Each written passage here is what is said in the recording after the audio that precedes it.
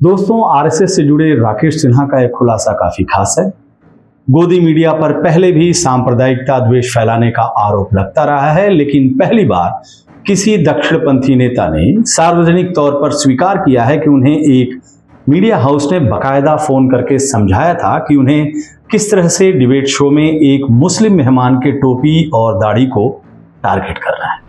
फिर जिसने कहा डिबेट शुरू करूंगा, एक राष्ट्रीय चैनल था, मैं नाम बताना अनुचित है, वो कुछ पॉज दिया, कुछ बोलना चाहता था लेकिन बोल नहीं पाया।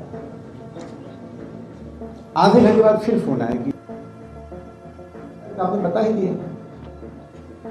आधे घंटे बाद फिर फोन आया। मैं कहा देखिए, मैं लाइब्रेरी के अंदर हूं और बार बार आप कह रहे हैं कुछ बात है क्या? कहा सर एक बात आपसे बतानी थी।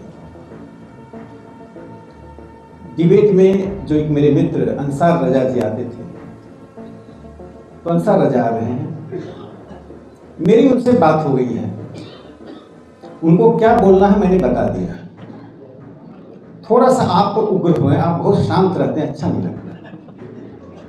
तो मैं कहा कुछ बता तो दीजिए, तो मैं वैसा होता दिखाऊंगा।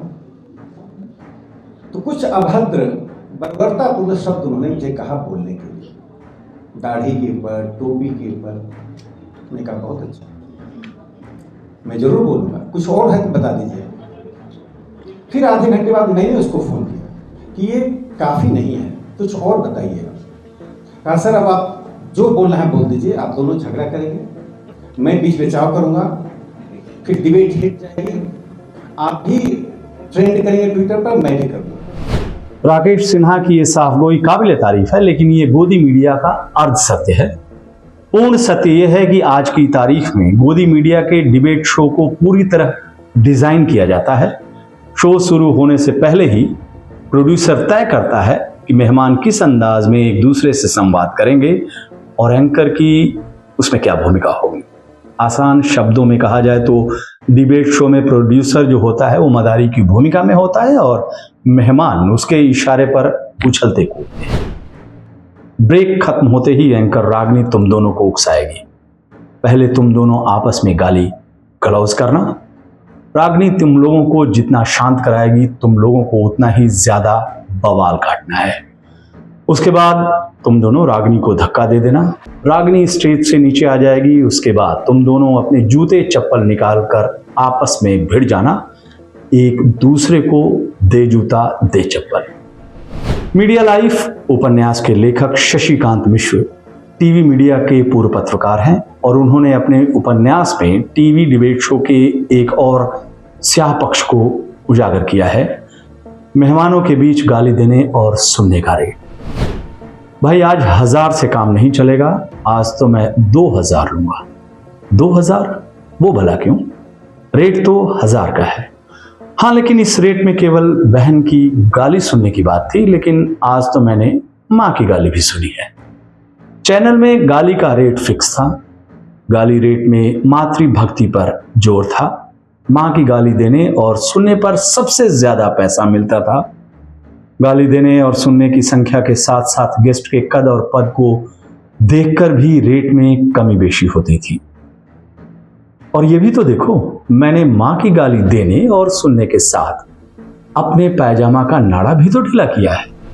यहाँ पायजामा का नाड़ा प्रतीक है और शब्द बिंब भी कल्पना की ऊंची से उकेरे गए हैं, लेकिन आज के गोदी मीडिया का यही कड़वा सच है।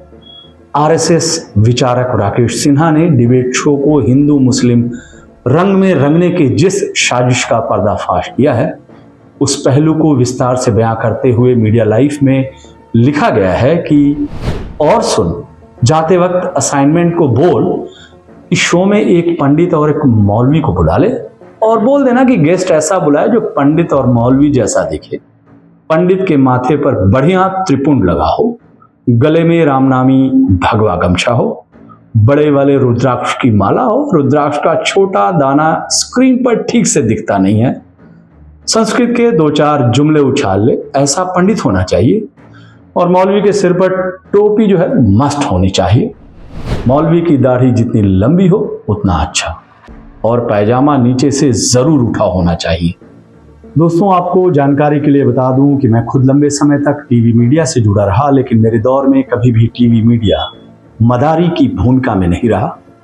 हमारे दौर में धर्म और जाति के आधार न खबरें बनती थी, न खबर के नाम पर समाज में जहर परोसा जाता था। लेकिन आज के दौर का एक बड़ा सच आपके सामने आ चुका है। इंतजार कीजिए, इस तरह के कई और सच अभी सामने आने बाकी है। नमस्कार।